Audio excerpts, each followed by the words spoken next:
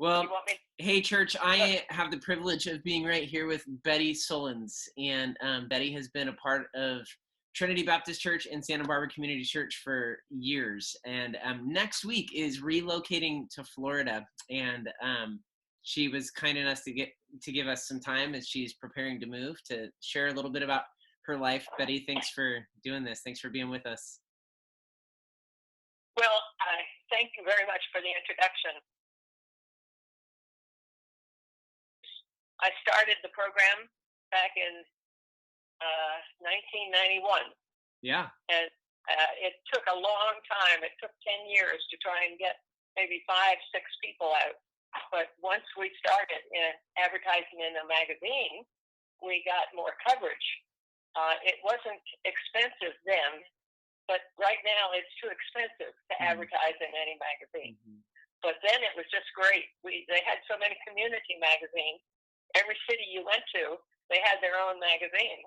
So we could use advertisements there, which is wonderful. We got local people to come. We've served 310 mission nannies to people around the world. We've just covered every place, and they have been such a help on the children. Naturally, when the missionaries go on the field, they start having children. And there's just a lot of them around, and they need education, they need help, they need guidance. And mom and dad are there for a missionary purpose, so they need time on their side in order to view the other people and to try and win them to the Lord. Because, as you know, you've taken care of the kids can wear you out. So it just presents it helps to solve another problem. Yeah. And I was the one that started it. I was the one that thought about it. And I just praise the Lord for all that he has done to make it work. So we had a nice system going. At that time, through the Treasury, we could collect money and give them a receipt, which they could take off their income tax. That's gone. We don't have that privilege anymore. So it makes getting the money very hard out to the people. Valerie Dunn, I think you met her. She now is handling mission nannies. She's still trying to publicize it, but it's a lot different than what I was able to do because we had more freedoms at that time, it seems, than we do now. But it was just a wonderful 25 years for me. It was just a great part of my life to have a part in those. I still hear from some of them. We never had a man on the field until about 3 months ago. Yes. The mother had 2 girls and a boy, and she just loved sending the girls. They both went to Bolivia and somewhere else in South America. And then he decided he wanted to go down there, the son. So we can say we've had 1 man go down as a missionary. But he loved it. He stayed the 3 months, and it all worked out really fine. So, Betty, clarify for us, how old were you when you started Mission Nannies? I was born in 1926, and I started it in 1911, I think. No, not that. I can't think. It was in...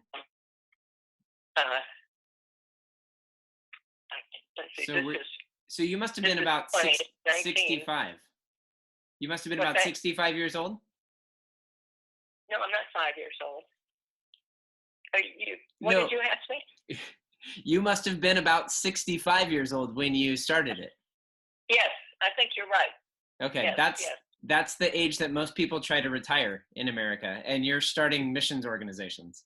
I think I started in my late 50s, but that's all right. Okay. It was 25 years. That's remarkable. I'm just thrilled with Mission Nannies. I was thrilled to attend the 2 churches, and they've all been very helpful to me, volunteering when necessary, and it's just been great to handle Mission Nannies. So tell me a little bit, how did you become a follower of Jesus, Betty? How did I become a follower of Jesus? Mm-hmm. When I was 30 years old, I was working I was married, We had, I don't know whether we had children yet. Yeah, we did have children. We lived in Twin Brook, Maryland, and my husband was working for the Federal Trade Commission, and I was working for General Services Administration. So we had a carpool that went in, met many people needing the carpool, and one of the ladies invited me to go to a church in Bethesda, Maryland with her as a Bible study. And I did. I was 30 years old, and that going to the church brought me to know Jesus Christ.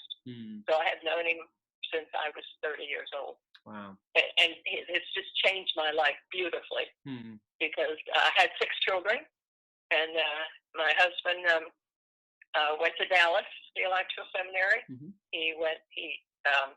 When they came back from World War II, they could get a GI Bill, so he went to George Washington University to get that, and then went to Dallas Theological Seminary, and he loves the Lord.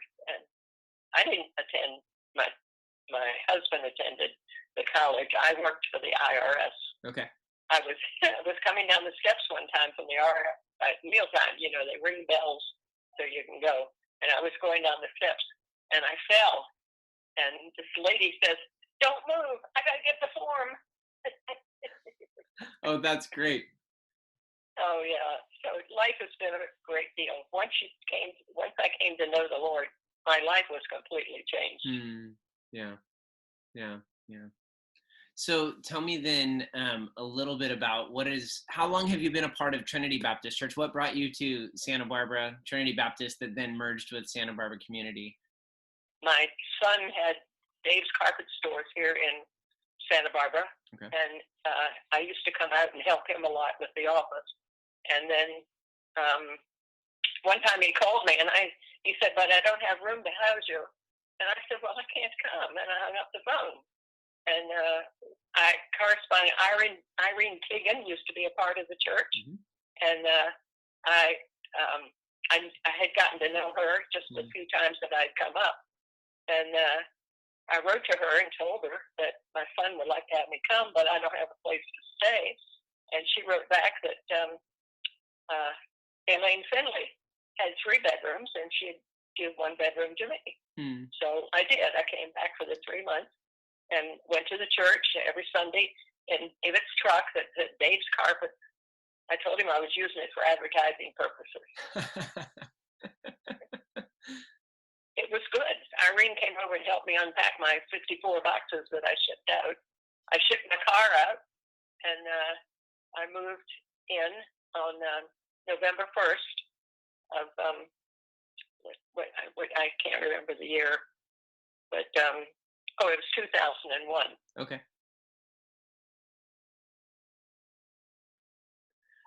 What are some of your favorite memories about your time here at the church in Santa Barbara?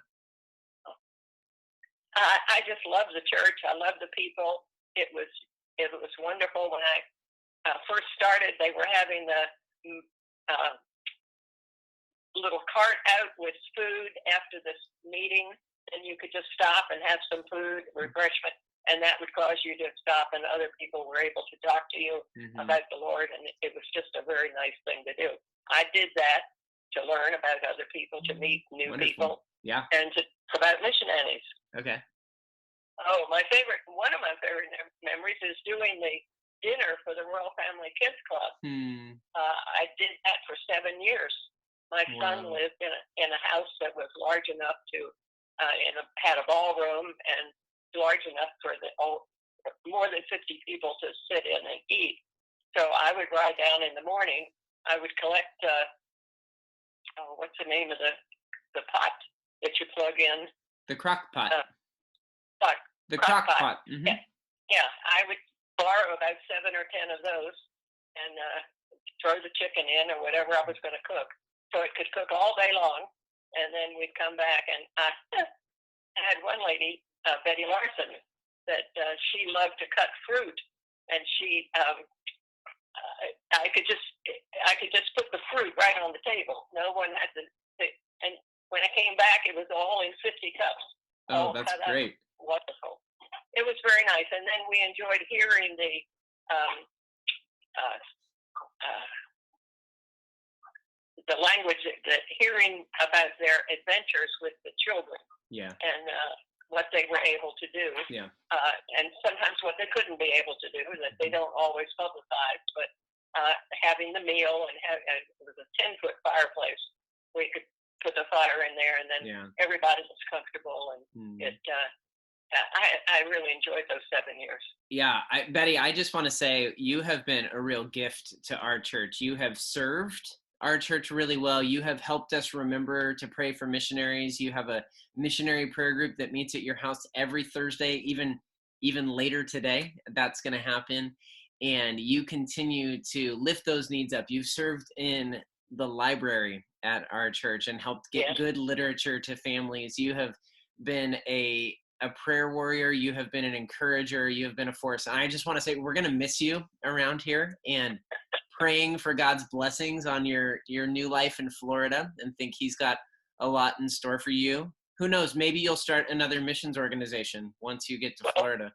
Well, Betty, thanks for making the time for this. I know it was, we had some challenges even getting connected today, but thanks for going through that, because I think this is a real blessing to our church family. We love you. So thankful you're willing to share your story with us a little bit. And like I said, we're going to miss you. Well, I'm going to miss you too, but I'm going to Florida, Inglewood, Florida. Okay. I've already got the place I'm going to go to. Great. And I have to wait 2 weeks after I arrive, because whatever you call it, then I'll come in about July 1st. All right. So it'll be very nice. Excellent. All right. Well, I want to say blessings on this new adventure for you. We love you. Thank you. We'll keep in touch with me. Absolutely. Send me some bulletins once in a while. Well, hopefully we'll print those again someday. That would be great.